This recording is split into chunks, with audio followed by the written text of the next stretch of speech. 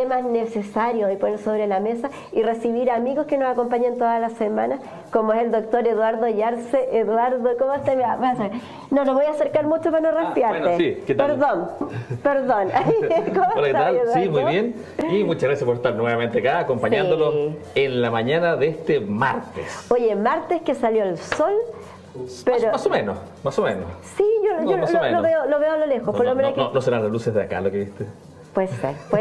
El sol iluminado Bueno, pero artificial. pasó la lluvia. Hubo una lluvia bien valdiviana ayer, en la mañana. Oye, ¿Sí? y hablando de Valdivia, saludos a Valdivia. Ah, sí, bueno, un saludo siempre a Valdivia, Directamente. un clásico, 8.3 en Valdivia, UCB TV. Así es que acompañándolos desde acá, desde Santiago, pero siempre con el corazón en Valdivia. Oye, ese corazón en Valdivia, que yo también aprovecho de saludar a tu mamá, a tu familia y a todo Valdivia, porque Valdivia, qué lindo es Valdivia. Sí, siempre sale dentro de las Sí. ciudades con mejor calidad de vida del país. Con Viña andan por ahí siempre, por Sí. infraestructura, universidades. Es muy lindo. Y por la cercanía de las cosas que te da un ambiente más de ciudad vivible y no de una mega urbe que en verdad puede tener todo, pero las distancias son muy grandes. Y los colores, los olores, El verde. el verde. El verde y el olor a lluvia. Es que rica Sí. hablar a tierra mojada. Sí, claro. Oye, que bien nos hace y eso nos hace bien también para hacer deporte. Sí, claro. Cuando sentimos que hay una atmósfera como más propicia con airecito, con algo, nos llama a correr como fue la maratón de Santiago hace Sí. muy poquito. Oye, viste, más de 33.000 personas corrieron. Qué Una cantidad. buena, y eso que el día estaba bien, bueno, rico para No, correr. estaba en todo propicio, caso. estaba rico para correr, propicio sí. porque no mucho calor, Sí. tampoco llovió, Sí. si no las caídas son más probables, así es que no, estuvo muy bien. Sí. Ahora lo que uno quiere es que cuando haya una maratón o una carrera así la gente se prepare antes de. Y eso es un tema interesante. Y no llegar justo Sí, a claro. correr vamos a decir, los 2 kilómetros o 3 kilómetros, pero ahí sin haber hecho nada antes. Sí, mira, bueno, el ejercicio como por sí solo es la mejor cosa que puedes hacer para mejorar tu calidad y sobre todo tu tiempo de vida útil y sano, o sea, como elemento aislado. Pero el ejercicio también requiere alguna preparación antes de. Nosotros en medicina de envejecimiento siempre lo recomendamos, pero siempre hay un pero. En Siempre- toda historia hay un pero. Pucha, me había quedado calladita, pero sí, hay un pero. Siempre hay un pero. El pero es que ojalá tengas un chequeo médico antes. Pucha, es bien complejo eso de pronto porque es como sumarle algo más. Y voy a poner todos los abogados del diablo. ¿Sí? Es como muchas veces decimos ya, que me dé ánimo para empezar a hacer ejercicio. Pero es que hay distintos niveles. Po. Y además, que me vaya a hacer un chequeo, pucha, ya, ¿cómo me oriento? ¿Cómo lo hago? No, pero hay distintos niveles. O sea, cuando yo siempre digo, salir de la inercia de estar estático, o sea, dejar de estar sentado y empezar a moverse. Ese paso uno. Para eso no requieres ningún chequeo. O sea, Ya. salir de eso y empezar a caminar 4.000 pasos al día, que son, como decíamos la vez anterior, 4 vueltas a la manzana, es muy poquito. Es algo que se Sí. puede hacer. No requieres ninguna preparación previa. Pero si tienes, por ejemplo, hombre, 55, 60 años, ¿tú te acuerdas que en la época que eras estudiante en el colegio hacías mucho ejercicio, eras muy bueno para la pelota, Está aquí. hacías todos los goles? Está aquí. No, sí, no, oye, está aquí, quizás un recuerdo agrandado tuyo, quizás no eras tan bueno, pero ahora, en verdad, en el recuerdo eras muy Que bueno. los recuerdos son Sí, bonitos. sí, Siempre el tiempo pasado. Lo bueno es que uno los puede seleccionar, sí. Entonces empiezas a hacer eso, de verte al espejo y decir, mira, ya tengo cierta edad, aumenté de peso, estoy 15, 20 kilos arriba, no he hecho nada los últimos 30 años y voy a hacer un ejercicio intenso. Bueno, ahí sí, ahí yo creo que Sí. es fundamental para que lo que hace el chequeo cardiovascular Ya. no es otra cosa que exponerte al mismo riesgo que estás Ya. mientras haces el ejercicio, pero monitorizado. Es eso. O sea, un riesgo controlado. Claro, exactamente, porque vas a partir por lo más básico que es un electrocardiograma. Para los que no saben lo que es un electrocardiograma, ¿Eso uno coloca unas pequeñas ventosas en el tórax, se conectan a una máquina, uno está completamente acostado y durante 15 segundos se ve cómo funciona el corazón en reposo. Y va a aparecer una línea en un papel alargado ¿Ya? con el trazado de qué está pasando con el corazón. El corazón, que está ubicado en el tórax, Sí. más hacia el lado izquierdo ¿Ya? que hacia el lado derecho, sino que está de la mitad un poquito hacia la izquierda, es un órgano que bombea la sangre para todo el cuerpo. Y este órgano tiene un marcapasos propio que lo estimula y hace que se contraiga la parte de arriba del corazón, que se llama aurícula, y la parte de abajo se llama ventrículos. Y por eso el ruido tiene dos ruidos cuando tú lo escuchas. Que es como pa, pa, es eso, pa, pa. pa, pa. La contracción de las dos partes del corazón. Ese movimiento cardíaco tiene una traducción en esta cintita y marca, por ejemplo, si tienes una arritmia, por ejemplo, si la arritmia sería un desritmo, de llamarlo exacto, así, un desorden en cómo se contrae el corazón. Y también puede marcar un infarto, que también se va a ver. Entonces, todas estas dos cosas... ¿Y el infarto qué es cuando se para? O sea, cuando no el infarto es cuando a alguna zona del corazón le dejó de llegar suficiente sangre. Ya. Entonces, esa zona se muere. Y si se muere, no se va a poder contraer. Y si no se contrae y es muy grande, entonces ya no funciona más el corazón. Eso es un infarto. La poca llegada o ausencia de llegada en algún momento de sangre a una zona del corazón. Entonces, se va a ver en el trazado, en esta hojita, que mucha gente la tiene. Y, que es como el típico que uno ve. Exacto, ese mismo. Y por ejemplo, cuando uno ve, lo normal sería eso. Y cuando hay, no sé, estoy tratando de imaginarme la figura. En verdad, hay una variedad de formas y hay libros y libros para aprender a interpretar bien un electrocardiograma. La forma normal tiene una oscilación hacia arriba, después baja, después una gran oscilación hacia arriba, y después una pequeña, y eso es un complejo o un latido. La verdad es que en la casa difícil que puedan ver el electrocardiograma y saber qué pasa. O sea, no es necesario, pero un poco para entender. Siempre viene un informe y te dice ritmo sinusal, cuánto es la frecuencia cardíaca, y con eso tú ya vas a tener el electro para llevárselo a cualquier médico y decirle, doctor, ¿esto está normal o está anormal? Claro, ¿qué le sucede? Y es lo básico en reposo. Y eso siempre se toma en reposo porque se supone que cuando el ritmo cardíaco, cuando uno está en actividad física... Todo cambia. Todo cambia. Todo cambia. Y también cuando se está con una enfermedad, por ejemplo, o sea, lo que sea, o un resfrío, cuando está, ¿también cambia, también varía? ¿O no? Ahí va a variar la frecuencia. Cuando estás con una enfermedad, como alguien resfriado, entonces el cuerpo está exigido a ir a matar a los bichos. Todos se ponen su casco SWAT, ahí agarran la metralleta, salen corriendo. A los que les gusta la guerra de las galaxias, se agarran los Trump... Algo, no me acuerdo cómo se llama esos monitos blancos. No me acuerdo de las salen todo eso que son los glóbulos blancos. ¿Ya? Claro, también salen los glóbulos blancos y van a atacar al invasor. Claro. Eso genera un estado de hiperdinamia, o sea, el corazón tiene que bombear más rápido porque está bajo ataque, ¿no? El cuerpo está siendo atacado.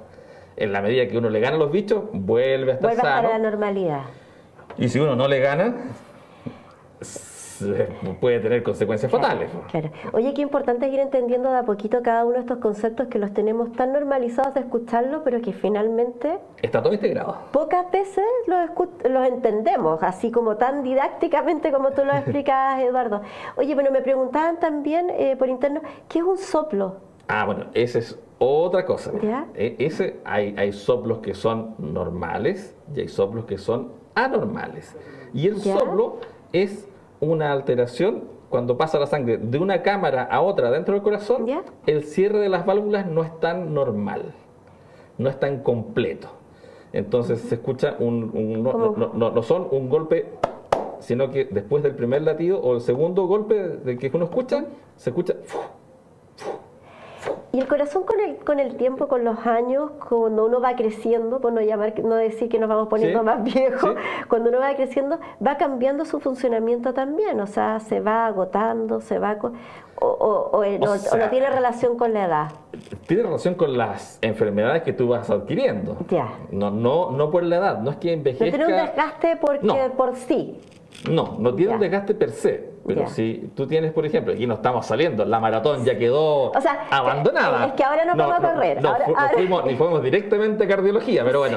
Mira, si uno tiene, por ejemplo, diabetes, la sangre va a llegar distinto al corazón porque los vasos sanguíneos que se llaman coronarias, que las coronarias son las arterias que le dan sangre al corazón y se llaman coronarias porque hacen la forma de una corona. Entonces pasa una coronaria por el lado de acá, pasa otra coronaria por el lado de acá y una por delante arriba. Entonces, esa forma, los anatomistas eran muy creativos en la época que empezaron a describir esto, y encontraron que esas arterias formaban una corona para el corazón, y le llamaron coronarias. Pero son muy finitas, tienen 4 milímetros, 3 milímetros, entonces si vas acumulando un daño por la diabetes, o por el colesterol, o por la hipertensión, cada vez le llega menos sangre, entonces el corazón no va a funcionar igual, porque si tú le estás mandando al 50%, vas a tener problemas a largo plazo. Entonces, no es que el corazón vaya a fallar per se, sino que cosas que tú haces o dejas de hacer, y por eso la medicina antienvejecimiento es fundamental para poder... La prevención. Sí, y para poder optimizar el funcionamiento de tu cuerpo, porque el cuerpo requiere algunos engranajes que muchas veces nosotros absorbemos mal, no tenemos, o la alimentación que nosotros estamos recibiendo es incompleta, o nuestros genes pertenecen a otra zona del mundo en la cual nosotros no tenemos esos alimentos, y por eso la medicina de envejecimiento te da eso, la posibilidad de tener todos los engranajes funcionando para que tú hagas el trabajo que tienes que hacer, porque la otra forma es con medicamentos. Es cuando uno no puede hacer la pega, el medicamento la hace por ti. Claro. Esa es la diferencia. O sea, y lo ideal es, claro, no llegar a eso. No, o sea, claro, llegar, sí. y por ahí volvemos a la maratón. La importancia del hacer ejercicio y el estar, claro. Ahí volvió el atleta que ya pasó con el electrocardiograma normal. Claro. Pero ojo, hay que decir que si uno quiere hacer un chequeo completo, hay que hacer 2 exámenes más. ¿Cuáles son? Sí. Para una maratón sería ideal, sobre todo si tienes más edad. O sea, incluso salir a trotar ya. A trotar, sí, claro, incluso. Ya pongamos... Sí, un ecocardiograma. ¿Cuál es la diferencia del eco? El electrocardiograma mide la actividad eléctrica, por eso electrocardiograma. Y el ecocardiograma es una ecografía, igual como se hace para las embarazadas, pero se le hace al corazón. Entonces, en tiempo real, el cardiólogo va a ver en la pantalla del ecógrafo cómo se mueve. Si se mueven todas las partes iguales, si hay una parte que tiene menos movimiento, cuánta sangre expulsa el corazón respecto de lo que tiene adentro, porque hay unas tablas para decir normal o anormal, y lo más importante, también medir las estructuras en tamaño, en grosor. Entonces te da, ahí ya no tienes una cosa de funcionamiento eléctrico, sino que tienes, con el ecocardiograma, tienes una visión de cómo sería la estructura visual. Como si uno lo estuviera mirando así, latiendo. Exacto. Y el tercer examen, si vamos a correr una maratón y tienes 60 años, es un test de esfuerzo. Ahí tienes todo listo. ¿Ese del test de esfuerzo el que te ponen? No, ese es un holter, el que te ponen todos los... ¿Es distinto eso? Son distintos. El holter, hay un holter de presión y uno de ritmo, y son una medición en 24 horas de cómo está la presión o cómo va variando, o cómo está el funcionamiento del corazón, como un electrocardiograma, pero de 24 horas. Pero eso dejémoslo para otras patologías. Aquí estamos haciendo un chequeo para ver que estés normal. Ya. Electrocardiograma, ecocardiograma, test de esfuerzo. El test de esfuerzo es igual que un electrocardiograma en reposo, pero corriendo. Entonces, ¿qué pasa? Puede ser que tu corazón, a la frecuencia cardíaca normal de 70, 80 latidos por minuto, lo que la gente llama pulsaciones por minuto, esté normal y funcione normal. Pero si tú lo estresas y, por ejemplo, pasas un mal rato, pasas una emoción, pasas una maratón, chocas y sufres un susto, te asaltan, el corazón ya no va a latir a 70-80 porque está en un modo escape, huida, defensa, y va a subir a 150. ¿Y qué pasa con el corazón cuando lo estresas? Entonces tú, controladamente, en el laboratorio, le pones todos los mismos cositos de acá del pecho y lo haces primero caminar, después trotar y después correr. Y hasta que llegue a la frecuencia cardíaca que tú necesitas.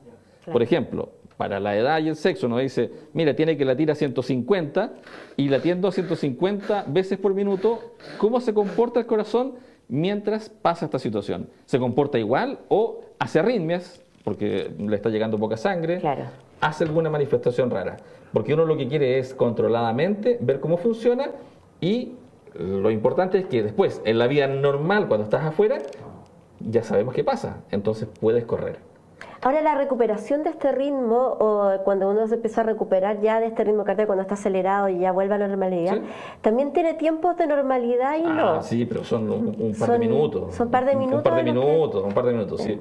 Si tú estás corriendo a 150 por minuto, no sé, corres 100 metros planos, para 3, 5 minutos y ya estás normal. Y debiera ser. Sí. Y cuando no pasa eso, cuando no se está normal... No, siempre va, siempre va a bajar. Siempre va a bajar. Va a bajar, no te vas a quedar arriba. Ya. La única forma que te quedes arriba es con estimulantes. Ya. Claro, o sea, la cafeína, la gente que es sensible a la cafeína puede que tome 2 cafés cargados y quede más taquicárdico. No, hasta el 150. ¿Y pero, eso sería taquicardia? Claro, cuando está estás sobre 90. Ya. Taquicardia, ese es el término técnico. Claro. Bueno, pero tampoco no es importante aprenderlo, pero sí, cuando estás sobre 90 porque tomaste café, uno tiene entonces que elegir descafeinado. Oye, entonces, por ejemplo, ya cuando uno, ya si se nos estamos preparando para correr o la maratón o lo que sea... Y otra cosa, la gente que está resfriada, que no vamos a decir quién puede ser, pero la gente que está resfriada toma muchas veces antigripales. Sí. Y los antigripales son un desastre. ¿Por qué? ¿Por qué? Mira, porque uno cuando está resfriado está cansado, sí, está con sueño, sí, y está con dolores. Sí, así no. Ya, el antigripal trae algo para los dolores. Claro, como para algún paracetamol, claro, algún betamisol. Trae algo para la alergia, para la congestión, que te va a dar sueño. Entonces le agregan algo para activarte. Y la gente que es sensible con un antigripal puede aumentar su frecuencia cardíaca en exceso. Mira. Sobre todo tú tienes 50, 60, 70 claro, años, un antigripal te puede afectarte. Claro. Y que si tomas uno cada 8 horas puede ser sumativo. Entonces hay que tomárselo con mucho cuidado los antigripales. Oye, sí, más allá de que sea un remedio, un medicamento tan común, yo creo que igual es importante consultar a un especialista, por ejemplo, personas que tienen distintas enfermedades crónicas, hipertensión. Tienen que consultar a su tratante. A su tratante, obviamente. Porque hay distintos antigripales, me imagino, además. Sí, claro, pero son todos muy parecidos, claro, en cuanto a la composición y el efecto que buscan. Entonces, como la gente que está congestionada busca descongestionarse, el descongestionante habitualmente te da sueño. Y para no andar quedándose dormido, le colocan algo que te pueda activar. Cafeína, por ejemplo, en dosis a veces altas, y eso puede acelerar el corazón. Si tienes 20 años no va a pasar mucho. Pero si estás ya en una Pero condición, si eres hipertenso, diabético, colesterol alto, estás con otra condición, y ya llevas 15, 20 años así, y es riesgoso. Sí. Así que no lo recomiendo, a pesar de que lo venden directamente en la farmacia, no hay que pedir receta, nada, pero con mucho cuidado los antigripales. Mira, sí que buen dato para todos, sobre todo en esta época de invierno, donde lamentablemente muchos sabemos que estamos ahí con los bichos del resfrío, tratando de protegernos y de cuidarnos y de no contagiar a nadie. Lo más posible no tratando de contagiar a nadie. Sí, hay que, así, con mascarilla. Mascarilla, sí. Con mascarilla. Debiera hacerlo con mascarilla. Por eso están los servicios de urgencia con mascarilla ahora. Sí, bueno, es una buena medida, sí, sobre todo en esta época del año. Es necesario porque los hospitales y las clínicas están bastante atochados con enfermos respiratorios. Sí.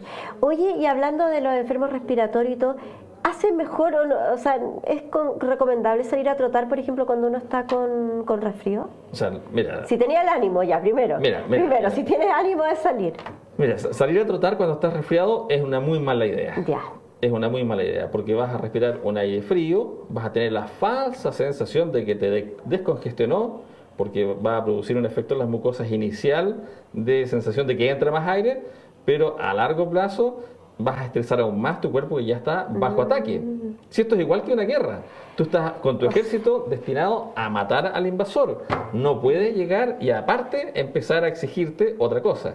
Y si es un día muy contaminado, si hay en algunas ciudades como Santiago alerta ambiental preemergencia, por ningún motivo en ambientes abiertos. Mira, qué buenos tips y buenos datos también. El lugar donde vivimos también condiciona mucho lo que podemos hacer.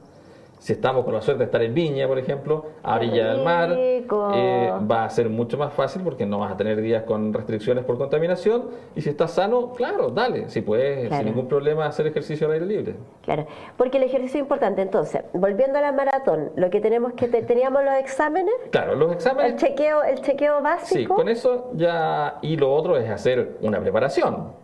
Ya, porque no es llegar, comprarse las zapatillas, comprarse el buzo y salir a correr 42K el domingo. Eso va a causar muchos efectos. De hecho, mira, te cuento, tengo al menos 3 pacientes que me han llamado ahora, saliendo la maratón, entre domingo y lunes, por dolores post carrera, y no corrieron 42 kilómetros, corrieron menos, pero no se prepararon. Entonces tienen con dolores de tobillos, dolores de rodillas, articulares y dolores cervicales. Y porque no hicieron una preparación. Oye, ¿cervicales también? Sí, claro, porque el golpe... se genera tensión. Ah, claro. Sí, el golpe, porque corren sobre cemento. ¿Es que es mejor correr sobre una plataforma más suave, como tierra, o sea, pasto? Sí, hay 2 elementos ahí que hay que conjugar. Naturalmente que tus rodillas van a agradecer que corras sobre tierra o sobre pasto. Sí, pero también hay que tener cuidado con las caídas. Porque el pasto es súper fácil. Irregular y resbaloso. Sí, es más resbaloso. Entonces, por eso hay que tener cuidado. Y el cemento pareciera ser más seguro, pero las articulaciones sufren más.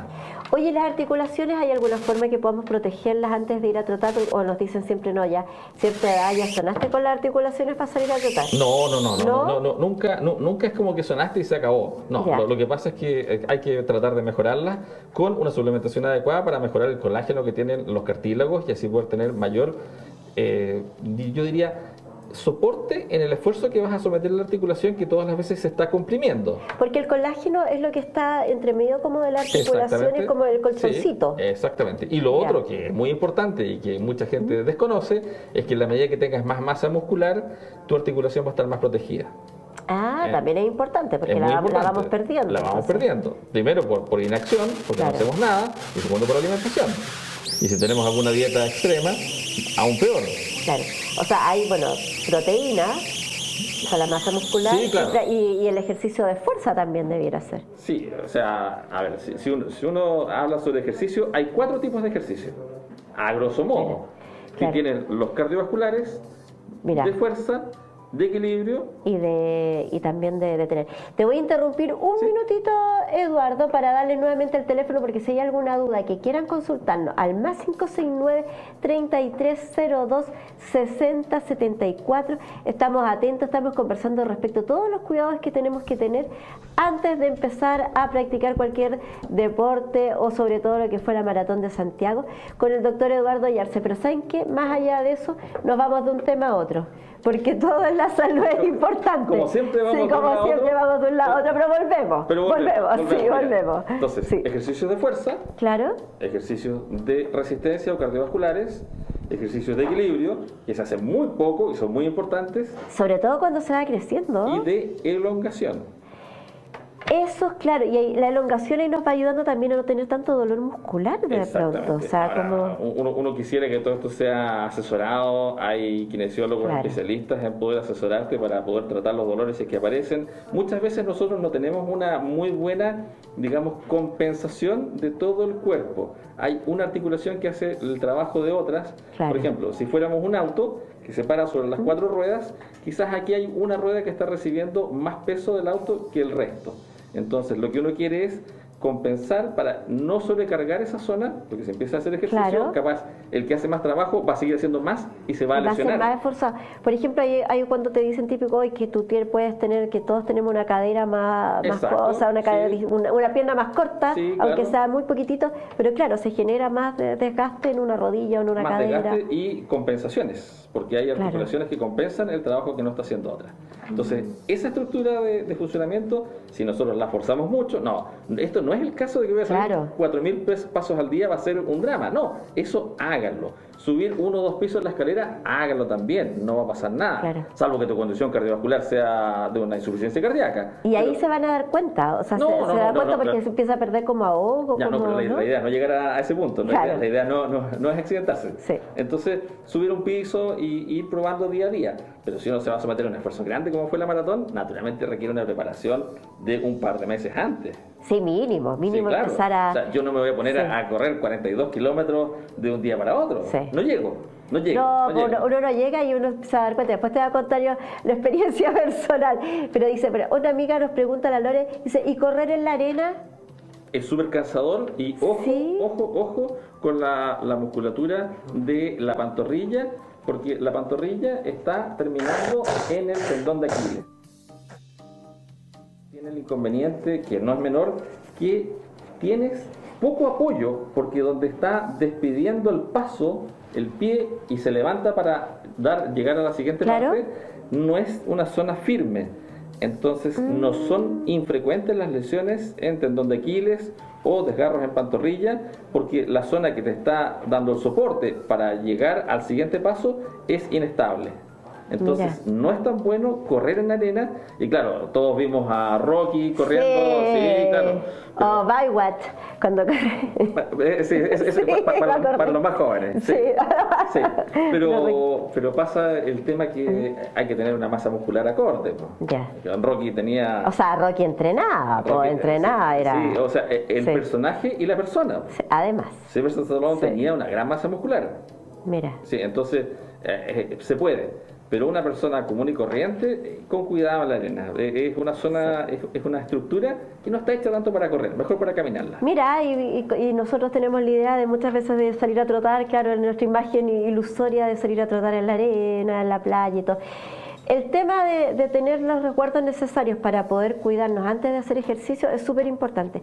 Pero hay otro tema que a mí me encantó, que empezamos la vez pasada, que no, la semana anterior, Eduardo, que fue medicina en 90 segundos. Sí, claro. Que me encanta entenderla, me encanta. Mira, la idea de medicina al día en 90 segundos es poder darles un concepto de algo que es muy frecuente, que es muy importante, de forma muy simple y muy breve, para que quede el recuerdo y aprendas un poquito de medicina. Y en este caso yo quería hablar del segundo examen más pedido por los doctores, sin lugar a dudas, que es el perfil bioquímico. ¿Qué es eso? Bueno, lo hemos escuchado mucho, pero ¿qué es eso? El perfil bioquímico trae una serie de datos y uno dice, ¿para qué me pidieron todo esto? Sí. Bueno, es bien simple. Siempre vienen los valores normales al lado, así que uno puede decir más o menos dónde va, pero lo que te mide es cómo funciona, a grosso modo, el hígado, cómo funciona el riñón, que son dos órganos filtros fundamentales, cómo está tu nutrición, a través de las proteínas y la albúmina. Ya, te voy a ir preguntando después cada detalle, estoy callado. Y cómo está el calcio y fósforo, que participan de algunos procesos de reciclaje y de transmisión de estímulos dentro de la célula. Vienen, habitualmente están normales, son como los que menos miramos. Los que más miramos son esos y uno muy importante y que siempre sale malo, que es el colesterol. Te dice colesterol total. Sí. Si uno quiere tener el desglose, tiene que pedir un perfil de colesterol. Oye, ¿el perfil bioquímico te lo piden para todo? Es que es la forma, cualquier cosa que tú te vayas a hacer o quieras saber cómo estás, necesitas saber cómo está el hígado, cómo está el riñón, si no estás desnutrido, cómo está el colesterol, y cómo está la glicemia. Claro, que es como lo básico. ¿La albúmina qué es? La albúmina es un tipo de proteína. Ya, ¿y esa proteína en qué incide en nosotros? Incide en todo, en tu estructura celular. Así es que si estás bajo, probablemente vas a estar desnutrido. Ya. Sí. Y si está con hay una sobrealbúmina, es porque... Muy raro. ¿Es muy raro? Muy raro. Así que siempre está normal o bajo. Ya. Sí, muy raro. Entonces, y cuando leemos también el colesterol es total, o sea, total, incluye el malo y el bueno. Los dos, exactamente. Sí. Entonces, ahí si uno sale alterado, va a pedir después, en particular, el perfil de colesterol. Ya. O perfil lipídico. Ah, y ahí en el perfil lipídico es cuando se ve la diferencia de... HDL, que es colesterol bueno, LDL, que es colesterol malo, y triglicéridos. Oye, cuando hablamos de malo, es porque es pura grasa. ¿Qué es que sea malo? No, es que son partículas pequeñas que tienden a depositarse en los vasos sanguíneos. Ya. Y cuando hablamos del bueno... recluta cosas que va sacando de los vasos sanguíneos. Ya, perfecto. Entonces, son distintos tipos porque tienen distinto peso molecular. Entonces, unas moléculas son pequeñas, otras son grandes, tienen distintas funciones. ¿Incide en la hora? Bueno, también lo hablamos en algún minuto de... Siempre, y esto se los digo por una cosa estándar de convención, así como hay muchas cosas que hemos tomado por convención, nosotros en medicina lo pedimos en ayuna, porque hay menos influencia de lo que comiste ese día o de lo que has hecho como actividad física. Es cómo te despiertas. ¿Se puede pedir a las 12 del día, a las 4 de la tarde? Sí, pero tengo más factores que lo pueden alterar. Entonces, como no quiero alterar eso, quiero lo más puro entre comillas posible, ese examen, entonces lo hago antes de que comas. en ayuna. En ayuna. Y ahí incide, bueno, son las horas que nos dice el examen. Sin embargo, por ejemplo, si hay una conducta de toda una semana que se estuvo una persona cuidando en términos alimenticios, ¿igual le va a afectar en el examen? ¿Va a tener un resultado distinto o no tiene nada que ver? O sea, uno siempre puede hacerse tonto. Po. Es que yo he visto varios casos que, claro. que como que ya no, si me tengo que tomar los exámenes la próxima semana ya me cuido toda esta. Sí, pero la fluctuación no va a ser tan grande. No va a ser tan grande. No va a ser tan grande. Ya. Por ejemplo, el caso más notable es en los diabéticos, se pide la hemoglobina glicosilada, que es un examen que te muestra cómo estuvo la glicemia los últimos 3 meses. Ah, mira. Entonces, por más que tú te cuides el día antes y me vengas con una glicemia buena, si este sapo que puedes pedir, que dice cómo te has portado 3 meses está elevado, entonces no te creo la de hoy. Exacto, y que queda en registro. Claro, va quedando en registro. Entonces, son exámenes que por convención los pedimos en ayuna. Mira, y si bien ya nos tenemos que despedir, Eduardo, esta semana te voy a leer el último mensajito que dice: Dale. Hola, buen día, soy Isabel. Mi pregunta es la siguiente: ¿puedo hacer ejercicio si tengo preexcitación ventricular tipo A? Muchas gracias. Isabel, gracias a ti por escribirnos y por preguntarnos. La verdad es que cuando tienes fenómenos así como preexcitación, significa que la estimulación o conducción nerviosa está alterada del corazón y siempre requiere una evaluación antes de, y ojalá hacer ejercicio en forma supervisada, porque puede desencadenar otro tipo de enfermedades cardiovasculares. Así que con mucho cuidado. Salir a caminar es una cosa, pero someterse a un ejercicio más extenuante que aumenta la frecuencia cardíaca, con cuidado. Porque probablemente funciona muy bien en reposo, pero si lo subo 30, 40 pulsaciones por minuto, se va a activar. Así que ojo con eso. Así que Isabel, ahí atención. Muchísimas gracias por preguntarnos. Eduardo, querido, ahí. Bueno, muchas gracias por haberme invitado y espero que nos veamos pronto. Sí, vamos a estar pronto también conversando de esto y muchísimo más. Así que muchas gracias. Gracias a ti. Chao. No, felices. Oye, tienes una bolsita que es de Sara. Perfecto. Para que se la lleves. Perfecto. Y yo lo digo al aire, no da lo mismo, te está esperando ahí. Un beso para todos quienes nos escribieron también y nos preguntaron, hicieron sus consultas al doctor, porque la verdad que es importante tener la orientación necesaria para poder estar mejor de salud.